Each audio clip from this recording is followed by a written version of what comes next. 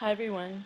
Don't you think it's interesting that Facebook and Apple are offering $20,000 to freeze eggs of their female employees? And if vaccines cause sterility, then they have all these eggs on hand. Not to mention, if Facebook and Apple offer this, will the eggs ultimately belong to Facebook and Apple? Well, I'm just thinking about these things after seeing that um, genderless photo in Hong Kong, and also because, let me show you a couple of things. You know, this gender-specific terms, um, genderless specific terms for boys and girls that some school district wanted to consider, not calling boys boys and girls girls.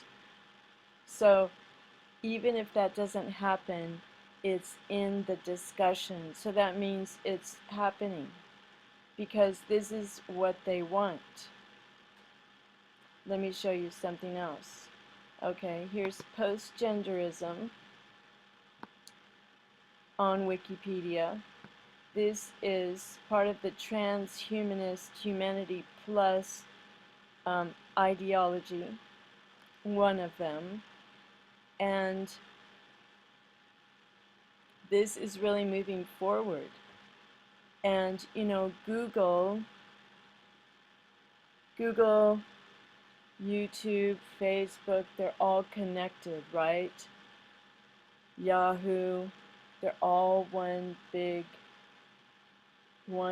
giant beast, right? Computer, IBM, all of it. And Google has all these robot companies. They probably will have Google hospitals where they can do these kind of things, So they wanted to just say, I think they called it in here, you're a human agent. You're not male or female. This is what they want ultimately, to have babies being born in artificial wombs. So no one is reproducing in the traditional sense anymore. Everyone will become just androgynous. So there won't be all this stuff. And then there will be the one world religion and the one world monetary system, and people uploading their minds and doing all kinds of stuff like that. So you can read all about this. I won't go on too long, but it is very fascinating. Look over here. Outline of transhumanism, transhumanist art, transhumanism in fiction, goes on and on. Singularitarianism, techno-Gaianism, immortalism, that's what Ray Kurzweil is. Get back here. So it goes just cultural roots. Started with, some books. Postgenderism as a cultural phenomenon has roots in feminism, masculism, along with the androgyny, metrosexual, technosexual, and transgender movements. However, it has been through the application of transhumanist philosophy that postgenderists have conceived the potential for actual morphological changes to the members of the human species and how future humans in a post-gender society will reproduce. In this sense, it is an offshoot of transhumanism, posthumanism, and futurism. They want this to happen. In other words, they really want this to happen. So, look, Donna Hathaway's essay, A Cyborg Manifesto. So those two beings in the Hong Kong video, in the train station were like this whole thing here. Third gender. Neutral, gender neutral toilets, ambiphilia, androphilia, gonophilia, genderism, gender binary, so two-spirit, trans woman, they're pangender, queer, heterosexuality, genderqueer, cisgender, cissexual. Well, I don't know what all those are, but I could spend a lot of time in here looking. But what I really want you to know is that for the eggs, they are developing artificial wombs. I looked this up on DuckDuckGo, and do you think they have them? Yes, they do. Yes, they do. They've been working on them for 40 years, perfecting them. Here's H Plus Magazine, Artificial Wombs and the Individualistic whatever. How will the availability of artificial wombs impact society? Well, it will impact society in ways that they want it to. Okay, look at this. Because there is a move towards transgenderism under the umbrella of transhumanism, and maybe the transgenders will be the slaves, and the real transhumanists will be in total control, you know, the immortal ones living forever. And so on this paper, this is St. Petersburg Times, lamb lives in artificial womb. So they have already created it. 1969. And listen what they did. This is really sad. Okay, look. Scientists pulled a kicking and squirming unborn lamb from its mother's womb yesterday, attached its umbilical cord to an artificial lung, and submerged it in a fluid-filled artificial womb. Within minutes, the unborn lamb settled into the fetal position as if it had never left its mother's body. About once an hour, it would kick slightly, turn and stretch in the glass fish tank-like artificial womb. Fish tank-like. So I guess they can watch it. But this has been in a movie, I think. A movie I didn't watch because I hardly ever watch any movies. I don't want my mind to be poisoned.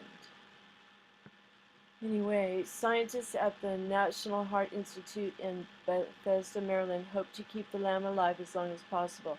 Okay, you get the idea, right? So, artificial womb in 1969. So you know that this has been going on for a long time.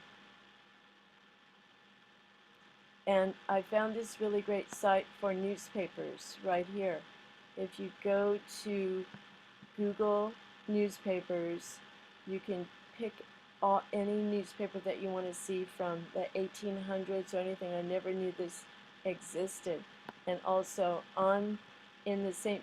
Petersburg Times, I went to page 47 to the property, and you could buy a duplex, 2-bedroom duplex, so that's 2 apartments for like $13,000 US. Of course, people only made $2 an hour or less, $25 a week, but still interesting. Okay, now this is something else I want to show you. This is Lynn Moray. No, not Lynn Moray. Lauren Moray. Dr. Lauren Moray, and this is from Super Delta Bravo channel from January 16th, 2013, and then he disappeared, never to be heard from again. I don't know what happened, but this is what he had on his channel, and it's very good. I know you've heard it before, but speaking of artificial wombs and the ultimate goal, which is to get everybody chipped. I know the vaccines are going to be bad and they might kill people off or sterilize them, but the ultimate goal is, well, actually, the ultimate goal is to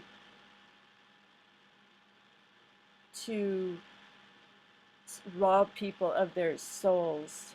So don't take the chip, the mark of the beast, for buying and selling, and you might have to die first. Okay? No problem. All right, listen to this, and thank you for watching. God bless. Google,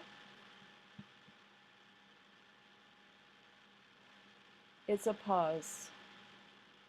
Microsoft, Facebook, Skype, Google Mail, Yahoo Mail, PayPal, these are all the same entity. They're all integrated. They get bought and sold and traded around. These are all U.S. Navy and military operations. Now, I know a physicist who told me that they were tracking people in the lab by the electromagnetic frequency emitted by individuals' DNA.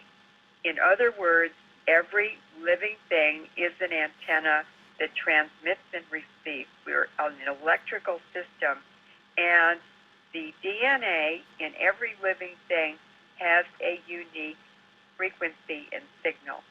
That is what they're using, what they're focusing on, and what they're weaponizing to completely control us. The DNA Human Genome Project was carried out at the Lawrence Berkeley National Lab, where I was a staff scientist for 5 years. But the Lawrence Livermore Lab, Los Alamos National Lab, these are all nuclear weapons labs, were also involved. That means the military, because the nuclear weapons lab exists for the Pentagon, and the Pentagon exists for the oil companies. So the Human Genome Project was set up and well-funded to experiment and to research and to describe the human genome. Well, what we know about Google is that they are doing DNA surveys from space. This would be NASA and the Navy. NASA is run by the Navy. They have been tracking and identifying isolated populations, for instance, in the Amazon, who have never had contact with Western people. These are villages of isolated people who are still living their traditional hunter-gatherer lives. They are also doing a global species survey, and I've been tracking this for 2 years and noticed that many new species are being discovered. She is really right about that. Many new species are being discovered, even new tribes. And do you understand what she meant and what she said when that NASA is tracking people's DNA from space, from satellites? So this really is part of the mind control and you know, our frequencies. They know how to plug into this. Anyway, I have to go, so you can watch this. I'll put the link below. You can finish watching it because I only got 15 minutes. God bless. Thanks for watching.